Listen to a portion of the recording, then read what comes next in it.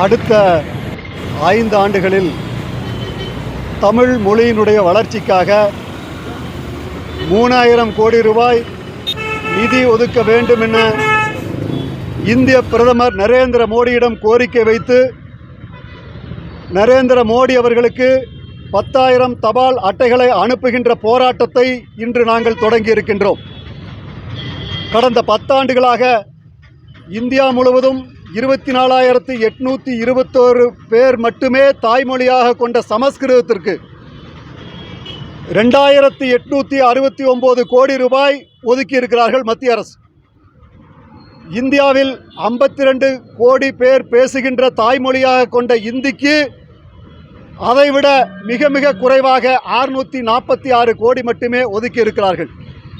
இந்தியையும் கூட புறக்கணித்துவிட்டு இந்தியாவில் இருக்கின்ற 135 கோடி மக்கள் பேசுகின்ற அனைத்து தாய்மொழிகளையும் புறக்கணித்துவிட்டு ஒரு சிலர் மட்டுமே பேசுகின்ற சமஸ்கிருதத்தை இந்தியாவிலே வளர்த்தெடுக்க இன்றைக்கு இருக்கக்கூடிய நரேந்திர மோடி தலைமையிலான பாரதிய ஜனதா கட்சி துடிக்கின்றது. இதனுடைய நோக்கம் அடுத்த 50 ஆண்டுகளில் இந்தியாவில் எந்த மொழியும் இருக்காது, ஒட்டுமொத்தமாக அனைத்து மொழிகளும் அழிந்து போய்விடும். இந்த அபாயகரமான திட்டத்தோடு இன்றைக்கு மத்திய அரசு செயல்பட்டு கொண்டிருக்கின்றது. இதை நாங்கள் கேள்வி கேட்கின்றோம். சமஸ்கிருத பல்கலைக்கழகங்கள் தொடங்குவதற்கு பல வருடங்களுக்கு முன்பு தொடங்கப்பட்ட இந்தி கல்வி நிறுவனங்களுக்கு கூட ஒதுக்காத நிதியை சமஸ்கிருதத்திற்கு ஒதுக்கி சமஸ்கிருதத்தை இந்தியாவின் மொழியாக இந்த அரசாங்கம் உருவாக்கி கொண்டிருக்கின்றது.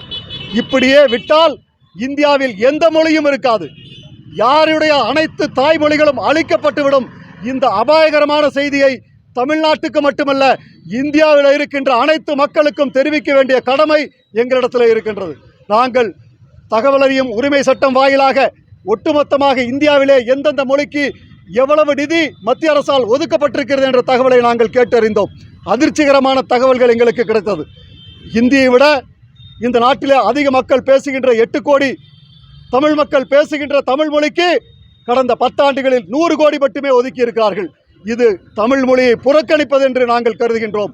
தமிழ் மொழியை மட்டுமல்ல இந்தியாவில் இருக்கின்ற அனைத்து மொழிகளையும் புறக்கணித்துவிட்டு சமஸ்கிருதம் மட்டும்தான் எதிர்காலத்தில் இந்தியாவின் மொழியாக இருக்க வேண்டும் என்று இந்தியாவுடைய பிரதம அமைச்சர் நரேந்திர மோடி கருதுகிறார். இதை முறியடிப்பது எங்கள் நோக்கம். அனைத்து மொழிகளுக்கும், தமிழ் மட்டுமல்ல இந்தியாவில் இருக்கின்ற அனைத்து மொழிகளுக்கும், இந்தியாவை அடிப்படையாக கொண்டு தாய்மொழியாக கொண்டு இருக்கின்ற அனைத்து மொழிகளுக்கும் சரிசமமாக நிதி ஒதுக்க வேண்டும். எந்த தாய்மொழி பேசுகின்ற மக்கள் தொகையினுடைய எண்ணிக்கைக்கு தகுந்தவாறு அந்தந்த மொழிக்கு நீங்கள் நிதி ஒதுக்கி அந்தந்த மொழிகளினுடைய வளர்ச்சிக்கு மத்திய அரசாங்கம் உறுதுணையாக இருக்க வேண்டும் என்ற கோரிக்கை வைத்து நாங்கள் இந்த பிரச்சனையை கோவையிலே தொடங்கி இருக்கின்றோம்.